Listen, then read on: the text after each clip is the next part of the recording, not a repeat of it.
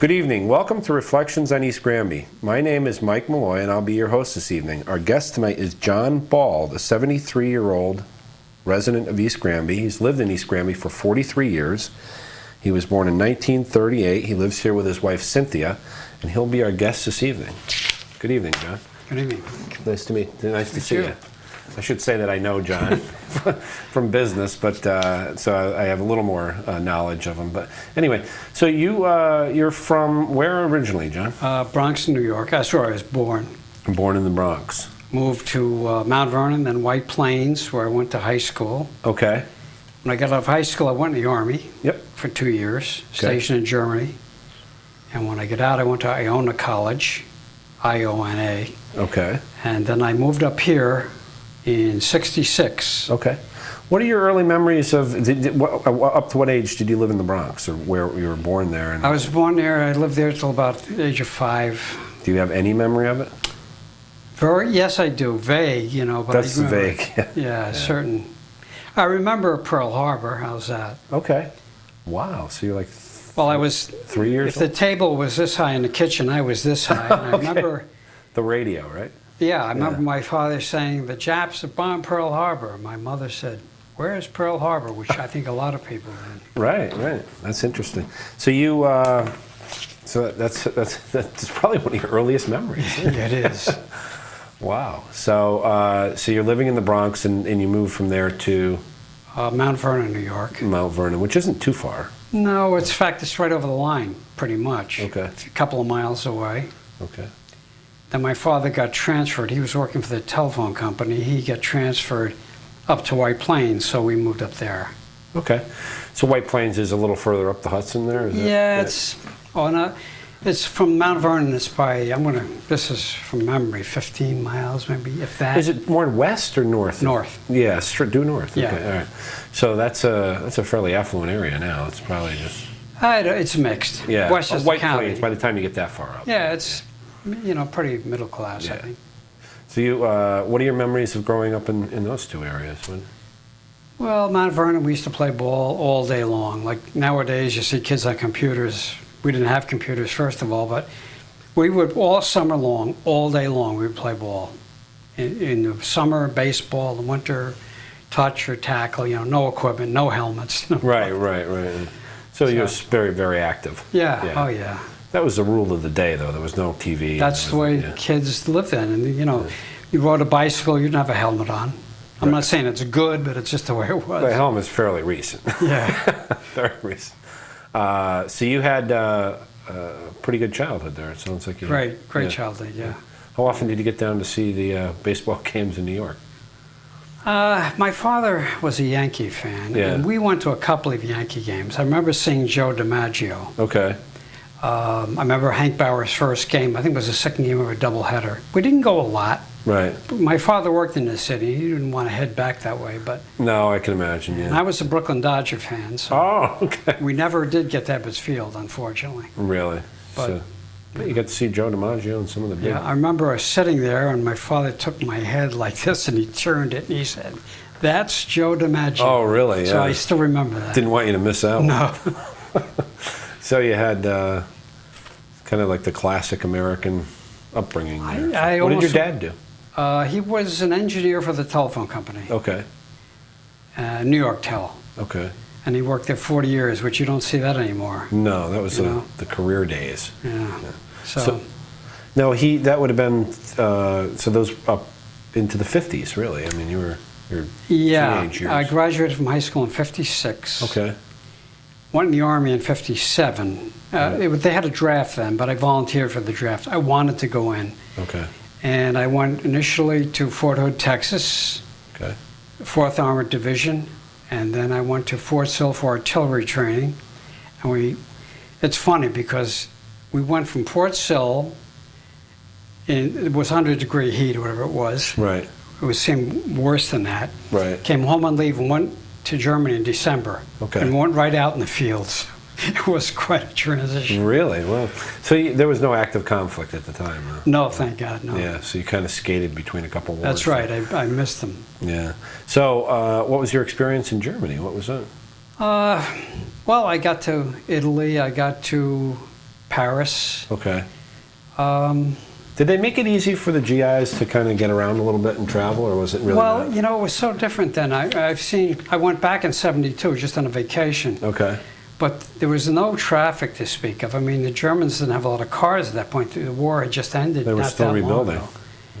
And 7 marks, which was that would be $1.75. You could go out, buy a full course meal, soup to nuts, wine, tip, $1.75. Wow. Yeah. A carton of cigarettes, I think, was like 4 marks. It was incredible. Ridiculously cheap. Yeah, incredible. Yeah. Well, the economy really hadn't even kind of. No, it was just. But you know the amazing thing about Germany? It was, even then, it was almost totally rebuilt. Really? Which was pretty impressive, I think. Yeah. Yeah, it's amazing when you think of the resources that were necessary after completely devastating most of Europe. Yeah, well, 57. I mean, think of that. It's only 7 years. 7 years. And there were some ruins, but not many. Right. It was amazing. We stayed in an old German Kaserne that was a flak Kaserne, anti-aircraft Kaserne. Beautiful. Nice quadrangle, beautiful rooms. What's a room. concern?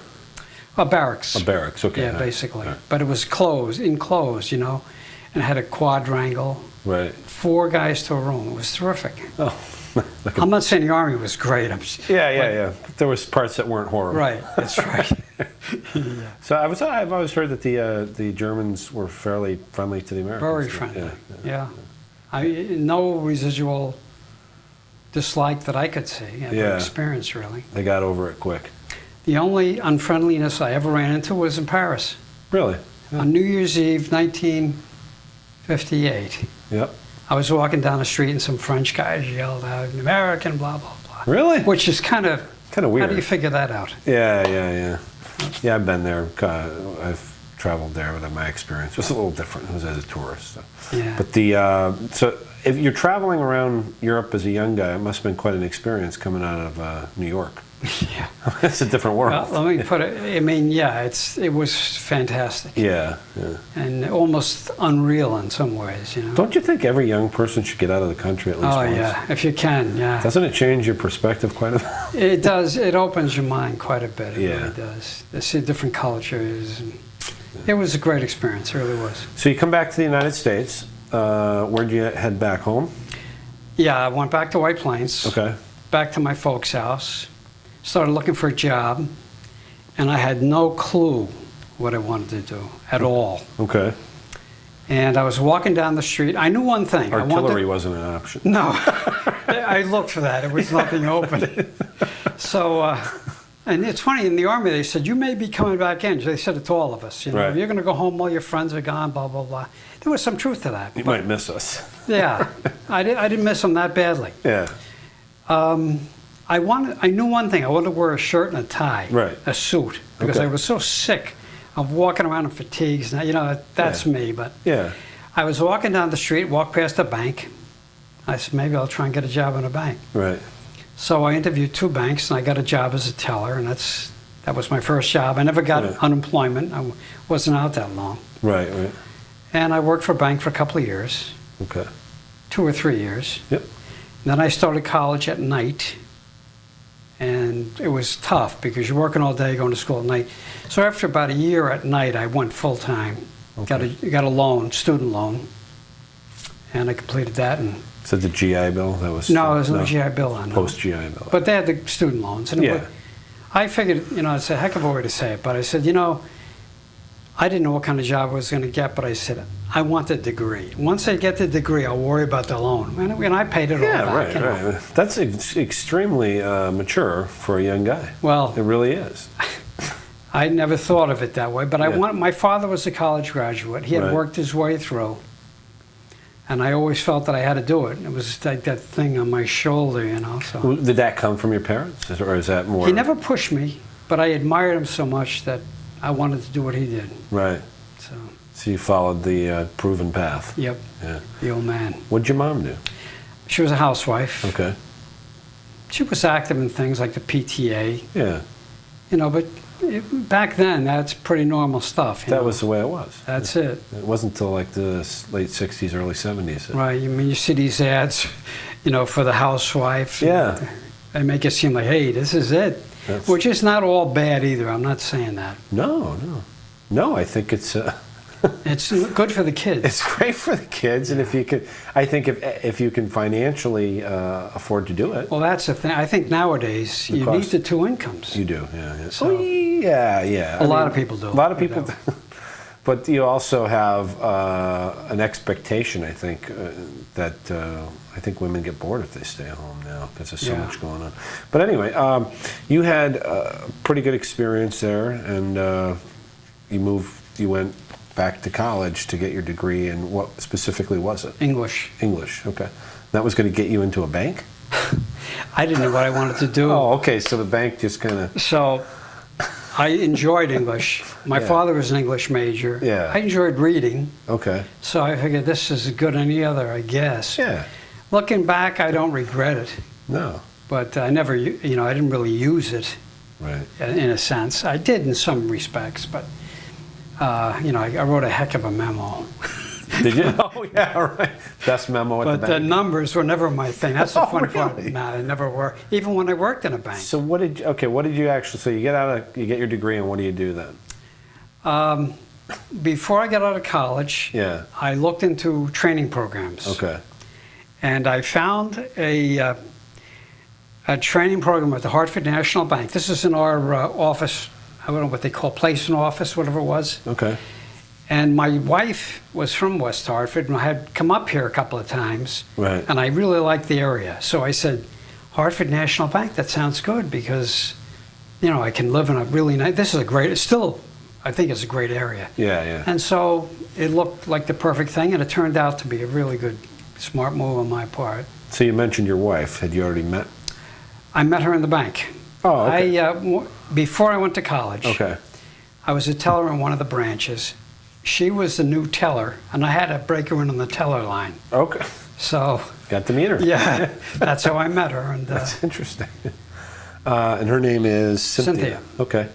So what was your first job at the bank? What did you actually do? First job at the bank. I was a replacement officer in different branches. I would travel around the branch system and fill in for managers on vacation. Really? It was really a good way to get in because you saw a lot of different branches, you saw a lot of different management styles, and I got a lot out of it. I enjoyed it. I bet. Was that part of the training program, or was that just a real position? That's after I finished the training. That was a real position in the bank, yeah. like a substitute. The training program was you went to different departments and spent 3 weeks or so and things like that. Okay. Which was also very good. Now, describe what you actually did. Eventually? Well, no. Well, I guess. But why don't you tell us what you were doing as a job? What was that job? Well, initially, when I filled in... official. When I filled in the branches, I would just do anything the branch manager did. In other words, somebody came in for a loan, or somebody had a problem, or it's not that different than it is today, except back then the manager had a lot more authority. Did he? Yeah, nowadays, it's, I don't want to be, it is more a little bit of almost a glorified clerk job in some respects. Now, I don't mean that totally. No, I understand. Because you still have to manage people. Yeah. But I don't think they have the loan authority or the...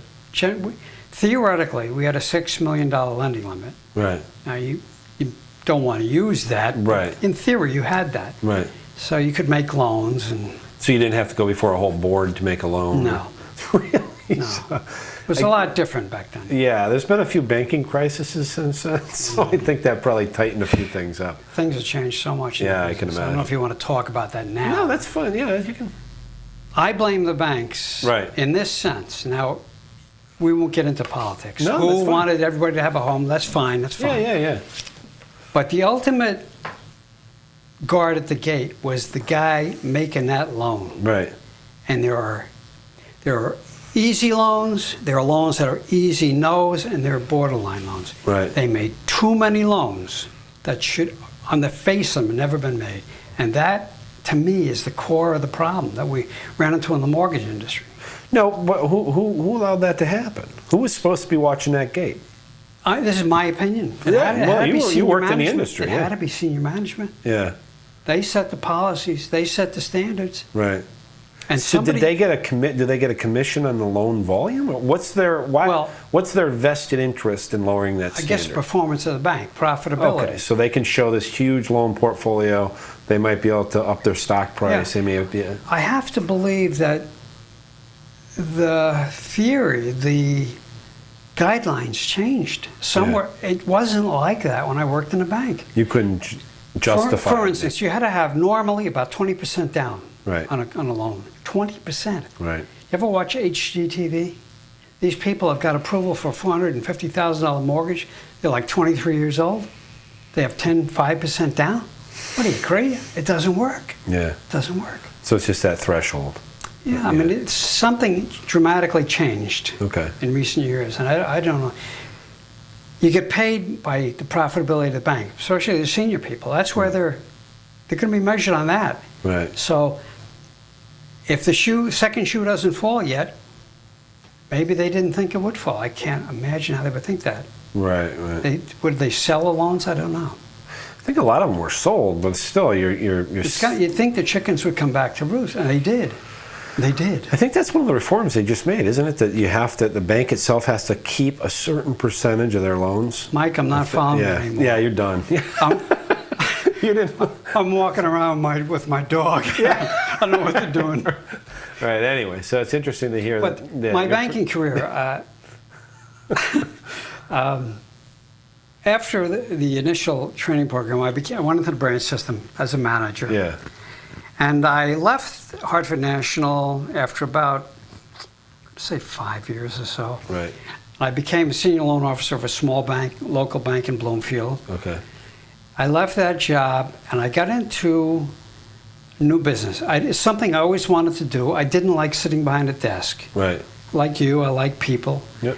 And I got into what's called asset-based lending. I won't go into you may even know what it is, but it's where you lend against the assets of a company, the receivables, inventory, M&E, machinery. It's like a collateralized Exactly. loan, right. So you can lend in a tougher situation because in theory, if you're doing your job right, you know what your receivables and inventory are, and you monitor that, in a worst case scenario, you can get out for sure because you have the collateral. You know what the collateral is.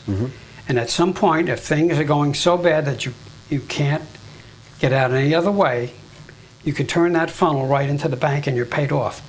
Theoretically, you should never lose money in a loan like that. If you're doing your job. Exactly. Right. The only reason you should loan is like lose money, be fraud or something like that. Right. But I love the selling. The call was the most fun. Right. Prospecting is tough. Right. It still is, I'm sure. But I love the calling, meeting people. I learned more about business from people I called on. Right. Because when I first started doing it, I did not know much. Right. But by asking questions, and people would tell you about their business. You say, well, gee, that's good. You know, like I knew. Right. Yeah, well, no, I mean, yeah, it sounds like, you learn the only way you really can. You learn a lot, and you're getting paid for it, which is nice. Yeah, so after you had, it sounds like you had a very rewarding career. I enjoyed it. And it got better. Sounds like as it went along, I enjoyed it quite a bit. Yeah. I enjoyed the interaction with the people I work with. Yep. And the people I called on. It was great. I really liked it. That's good to hear. Okay, so where are you living at this time when you first came to Connecticut? East Granby. So you moved from... I moved once. I used to live on Bonneview Drive. Okay. I moved over to Kimberly. But when you came to Connecticut, you went right to East Granby? No, I lived in West Hartford for about a year and a half. Okay. We got an apartment. So you're in West Hartford, you have an apartment, you have your job, you're looking for a house. How'd you find East Granby? My wife reminded me of this a couple of weeks ago. I don't remember exactly. I remember taking rides. We'd take a ride around, and I liked it out here. Right. I always used to say, you could see a cow in the field, and you could see the silhouette of the city. It was the best of both worlds to me. And I think a realtor that I knew in the JCs knew I was looking for a house. And he said, here's a nice private listing in East Granby. And so I drove up, met the people. I had talked to an attorney, told me what I had to get. Right. So I saved a lot of money doing it. Right. And I met these people. The planes didn't bother me. over in that section of town, the planes used to be pretty loud. Body view? Yeah. Didn't bother me. Yeah. And so Well, you were born in the Bronx. yeah, nothing really bothered me. You were inoculated at a young age for Right. noise. That's right. So we lived there, oh man, about 10 years. Okay. And then I moved over to Kimberly. Okay. And I mean, I've lived there ever since. I love the house. I love the neighborhood, still do. Yep. My kids grew up there. Okay. They both went to the schools, local schools. Mhm. They got a great education. Okay. The reason I say that, I'm not bragging, they both went to UConn. They got good marks. Great. So I think East Granby's school system did a very good job with them. So you were very satisfied with your Yeah, very much so. the school, the educational system. Oh yeah. So other than the proximity to the country and the city, was there anything else? Do you remember your first impression of East Granby when you? Nice small town. That's Okay. the way I looked at it. I mean, Yeah. it's still, when you think about it, that little crossroads down That's there, it. it's kind of it. You can blink and miss it downtown. Yeah. Yeah, I like that. And it hasn't changed all that much. Right. The traffic on 20th, I think, is the biggest change I've seen. Okay. And, you know, there's developments here and there, but the character of the town, to me, is pretty much, now you're talking 43 years, it hasn't changed that much to me. Right. When you were first moved into town, what looking back to that point, what would you say has changed the most, other than maybe the traffic on Route 20? Is there anything else that that in your 43 years in town that you? Mike, you know, except for the things I mentioned, I mean, there's either more developments, Yep. a lot more traffic, particularly on 20. I'm not that involved in town politics or anything like that, so the changes there I wouldn't be aware of. Right. Right. I mean, the downtown, the complex down there is pretty The center. first class, you know. Yeah. Municipal. Yeah. But I haven't, maybe they passed me by, but I haven't noticed a lot of changes. No, I really haven't. Is there anything that you would like to see in East Granby, or any change? I mean, obviously you sound pretty happy with the town, but is there anything that you've often thought that, you know, it'd be nice if East Granby had this, or is there anything that? Mike, I guess I'm easily pleased, perhaps, but no, you know, I don't have any major beef, or Okay. I don't have a vision that. Yeah. No, I think it's fine. Sometimes I word it this way: if you had a magic wand and it wasn't going to cost you anything, and you could do one thing in the town, what would it be? And that's kind of an obscure question. It sounds like you're pretty happy, but Give me a house on a hill, maybe. I don't know. No, I really don't have any a new burning residence on desire top to of that? change it. They don't. Yeah. Okay. No. All right. When you were in the schools and putting your kids through the school system, were you working? Was there a lot of parental involvement at that time, like with the? Well, I went to Scholastic? some. They'd have parent night. Right, the normal stuff. You know, and I was on the road quite a bit. So you're pretty busy. You know, so you know, you look back in those years, and they went awfully fast. And I think it's partially my fault that I wasn't slowing them down enough. If you know what I mean? So if I had life to live over, that's one area I would like to go back and maybe spend a little more time paying Try to attention to my appreciate those kids. years a little more. Yeah. Yeah. I think, yeah. It's easy to. I have an 8-year-old. It's easy to think of that, but to actually incorporate it into your life is quite different. because Yeah, but you're still there. You are still there. Yeah, You yeah. still can do it. Yeah. It's too late for me. No, I know. You have grandkids? Yeah, let me count. This is bad. My wife will kill me. It's okay. 4. 4. Do they live locally? Well, 2 in Trumbull, Okay. 2 in Windsor. So they're close enough you can visit. Oh yeah. Yeah. Yeah. And I'm And sure. babysit, actually. Okay, you're accessible for Yeah, childcare, right? Okay, so your daughters are Lisa and Diane. Right. Okay, what do they do now? Diane is at home. She had her own pet supply store for a while, but she Okay. had a second child, so she sold it. Okay. And before that, she had worked for an insurance company down in New York City. In fact, she worked at number 7 at the Plaza, the Twin Towers Plaza Really? there. Wow. In fact, we went down there with them and visited the underground there. This is before. Right, She right. lived right across the river, and I have pictures of the two towers. Wow. She now lives in Trumbull. And Lisa, I'm not going to give her age. I told you before, but Oh, that's fine. not on television. Yeah. But she's now at the police academy. She's Okay. going to be a police officer in Granby. Oh, wow. Pretty good, and she's no kid. I mean, she's So she's in the program with a job already lined up. yeah. She has. They hire you first.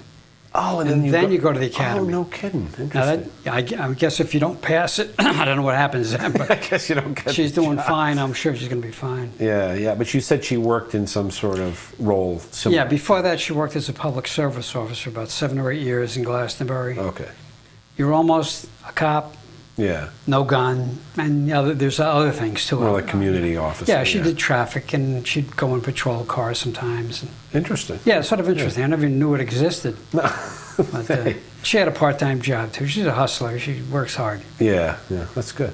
Okay, so when you were working, was there anything you got involved in town at all in your years? Yeah, I was when I first moved here. I was on the Economic Development Commission. Okay. With I can't remember his name. They had one back then, huh? Yeah, the first selectman was a great guy. He was a neighbor of mine, a couple of doors away. Rothammer?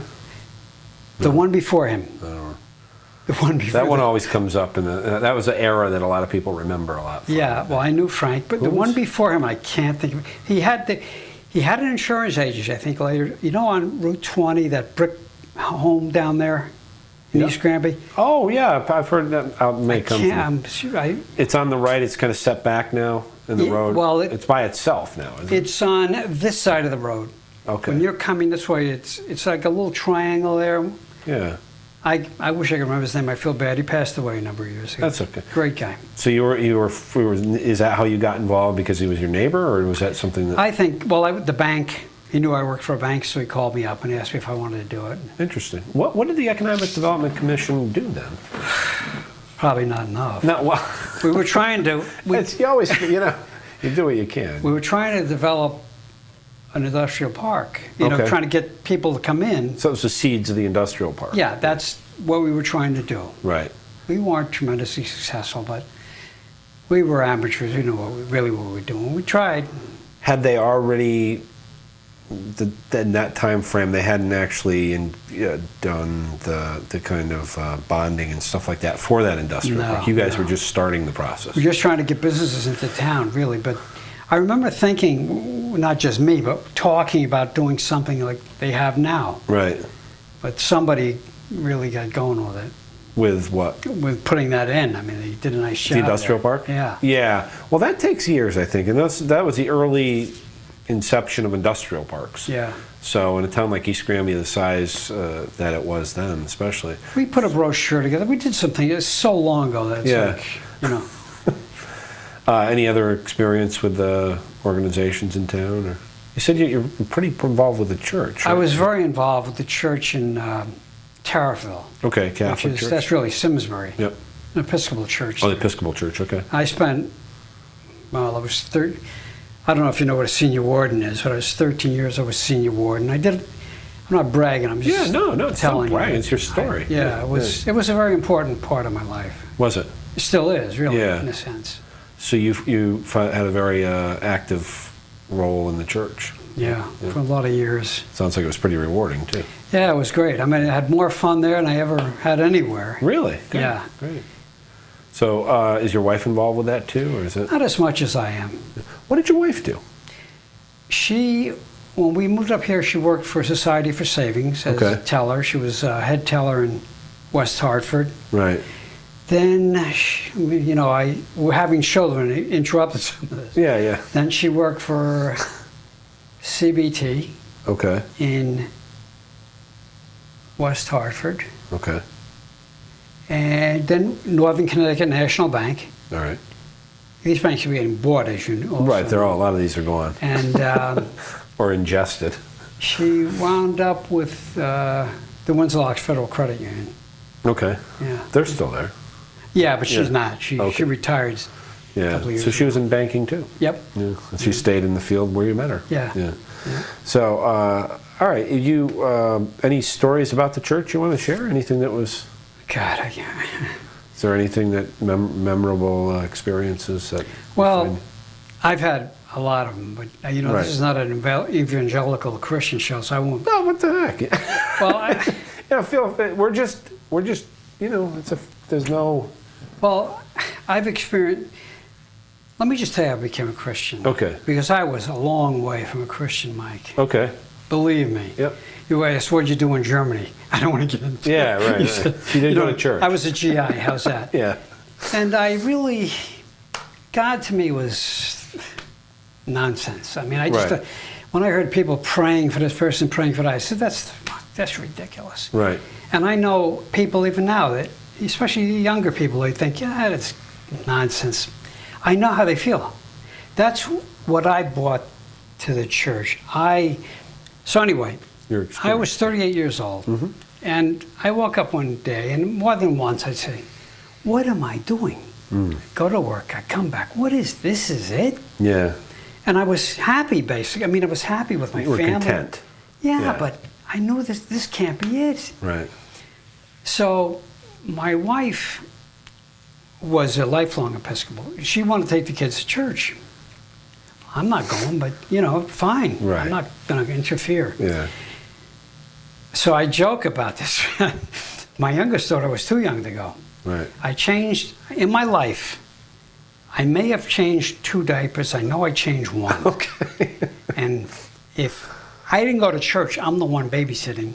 You didn't want to Changing- change the diaper. Now, I don't know, maybe it's my generation. I may have changed 2. I Yeah. don't remember the second It one. was a different era. Yeah. Anyway, so I started to go. Right. And a neighbor of mine was after me to go.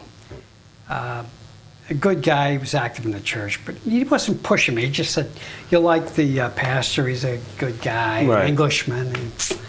So anyway, I went. And at first, I'm just going through the motions, Right.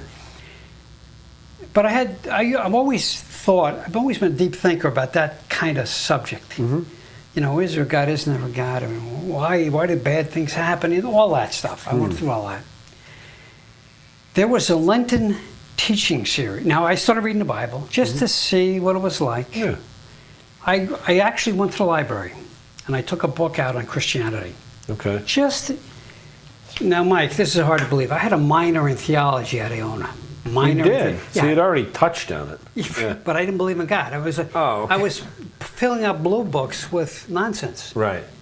What I thought was, I don't know what I said. Right. even. Well, you exposed yourselves to it. So I went to the library. I got a book out. East Granby Library. Right.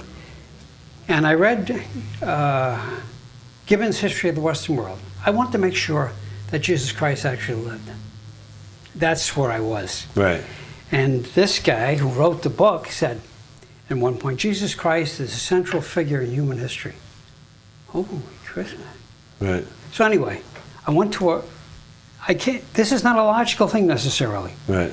I went to this Lenten teaching series, and the pastor, who I just saw yesterday, as a matter of fact, drew a circle on a blackboard, on a tripod. Right.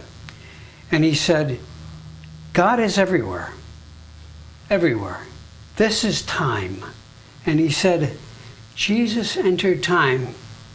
God entered time through Jesus Christ. He drew a pie cut. Mike, don't ask me the logic of this. Yep. I believed. Really? Just like that. Now, I'm sure other things came into it. I'm probably saying more than you wanted to hear. No. I'm telling you the truth. I'm And interested. Yeah. From that point on, I had things happen to me, man, that I can't. This is probably not the format, but Well, no, it's funny you bring this up because I am. We at GCTV received a request to do an interview on a book that's coming out, and just talked to somebody about it the other day, and it's and I'm probably going to get this wrong, but it's like 50 or 60 real life stories of religious experiences of people. So oddly, you bring it up, and it's. And they want to come on and we're going to do an interview with them and the 4 authors, and you'll be able to see similar to what you're talking about. I've had experiences that you only could call miraculous. Here's why I think. God knows I need him because of the type of mind I got. Because I'll go back to why would God let that happen? That kid, that 8-year-old kid down in New York. Yeah. How could God let that happen? That kind of thing. Right. That's a valid question. That's a very valid question. Right. But, so one reason God does these things for me is he knows how I am. Yep. And he knows I'll talk about him. Right. I'm not embarrassed. Right. Not ashamed. You came I'll from talk the about Bronx. him anywhere. Right? Yeah. From the Bronx. From the Bronx. But Mike, I've had experiences that are just mine. And you and I sometimes, we should talk. Yeah. No, I believe you. I mean, it's a very interesting subject.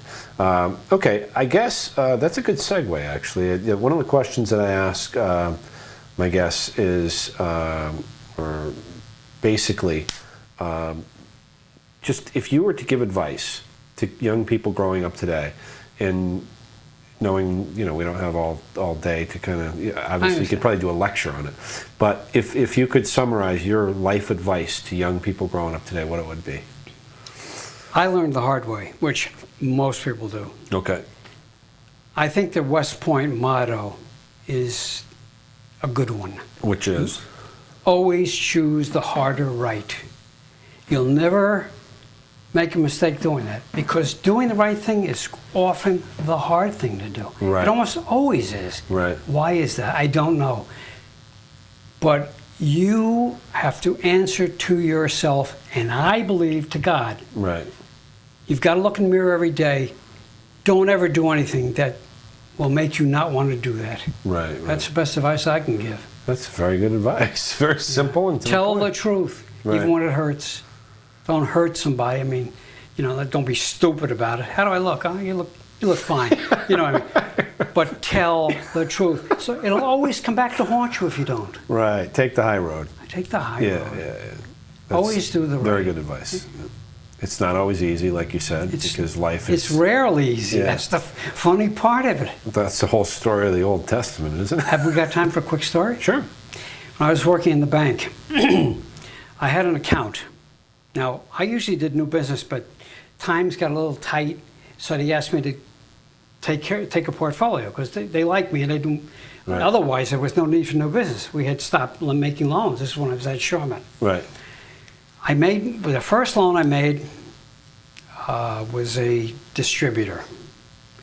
And they seemed to be doing fine. I mean, they dressed better than I did, and I dressed pretty good. Right. They dressed better than I did. Right. I got a call around Christmas time. I got a call. John, could you stop in on your way to work? Right. Sure. So I stopped in, and it was a two-man business. I don't want to give you too much detail. Yeah, no, that's fine. Yeah. And they were both sitting there, and they said, John, we really like you and appreciate what you've done for us. And Right. we have a gift for you. And they handed me this box. So I opened the box up, and I don't know if you know what a Gurkha briefcase is like. No. Man, they're expensive. Right. Now, I thought this thing cost $400 or $500. Right. Okay? And I said, look, I got to tell you, they want me to have it. Right. I said, I can't. They said, no, we want you to have it. I said, look, the bank has a policy. There's a maximum dollar amount of gift. I've got to check it out. If it's over that amount, I've got to give it back to you. Oh, that's fine. Right. So I went back to the bank. Did I tell you which bank I was with at the time? No. I'd rather not. No.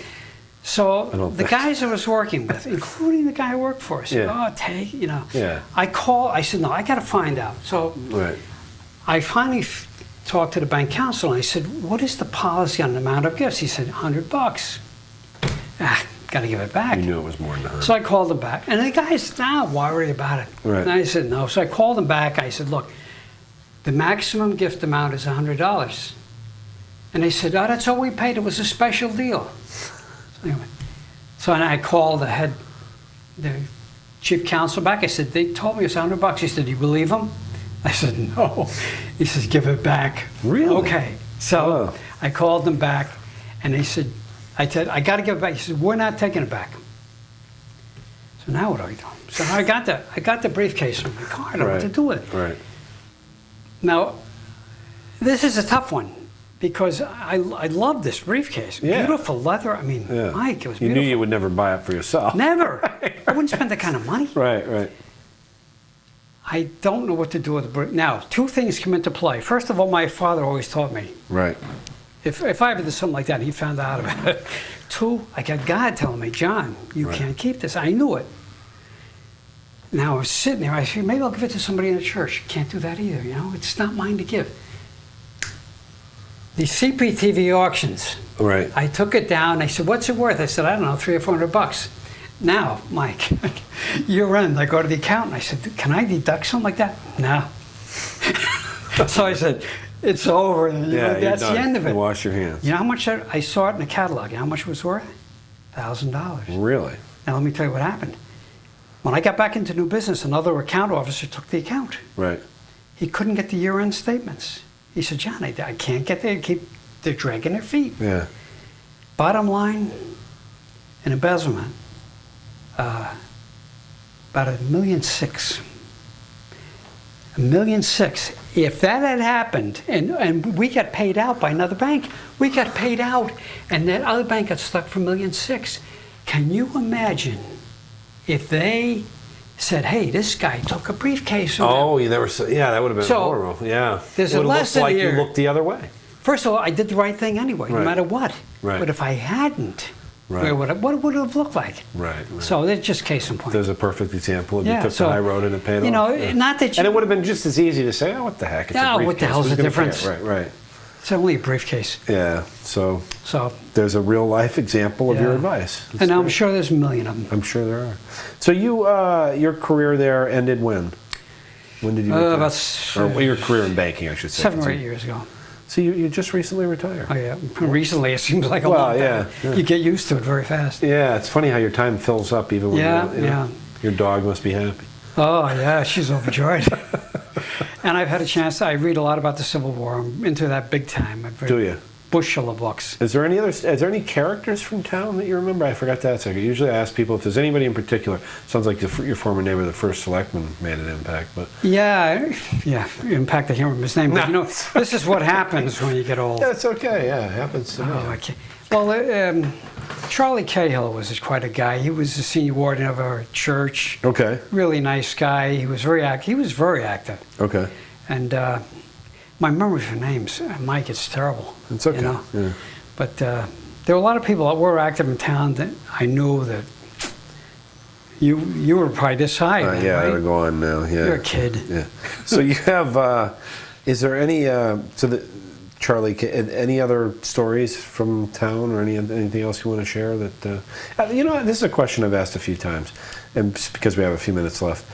If you were to describe East Granby to somebody who'd never been here and you were telling somebody called you up from California and they were thinking about moving here, how would you describe it? I would describe it as the best of both worlds. Okay. Just as I felt when I first got here. You're very close to everything. Okay. You're close to Hartford. You're close to Boston, really, in a relative sense. You're right. You could feeling of freedom here. Like Long Island, you got to go through the neck. Yeah. Here, you could go anywhere. You go to New York State, upstate New York. You go to Canada, and you're in the country. Yeah. You could there could be a cow here, and the city's right there. Right. And Mike, one of the blessings I've had, I've never had to move. Right. All my years in banking. That is pretty amazing, yeah. Especially in the industry you're in. Yeah, Hartford National, Bank of America, Bank of Boston, back to Hartford National, National Westminster Bank, Webster Bank, and a finance company. Never had to move. Amazing, yeah. Amazing. Especially at the level you were. Because they changed jobs too. Yeah. And I was, once you make vice president, you don't go back. Right. So, usually in that kind of job, you're going to get, never happened. And I never wanted it to happen. I give God some of the credit for that because of what I was doing in the church. I didn't want to leave here. Right. So you're comfortable with what you were doing. I guess that's a pretty good place to stop. You really kind of summarized everything, unless there's something else that you wanted to... Nothing. I like the town. I like the people in it. Okay. And they have a great Subaru dealer here. No, don't say that. You have to beat that. Anyway, so you have you had a good experience and you're happy, and it sounds like you're really Very much enjoying so. your Yep. retirement. And your My kids are great. My wife's terrific. I've had a wife good life. seems to be eternally amused by you, by the way. Always got a smile on Boy, her. she's got to, you know. She's a saint. They always Yeah. call her Saint Cynthia when she Do they goes. really? Yeah. She's got quite a smile. Yeah. Yeah, she's a sweetheart. Anyway, so we thank you for joining us here tonight on Reflections on East Granby. Today's date is July 16th, 2011. Our guest tonight was John Bald from East Granby. And once again, we thank you for joining us in our ongoing series interviewing residents from the three towns of East Granby, Granby, and Heartland. And we hope you continue to join us. Thank you, and have a good night.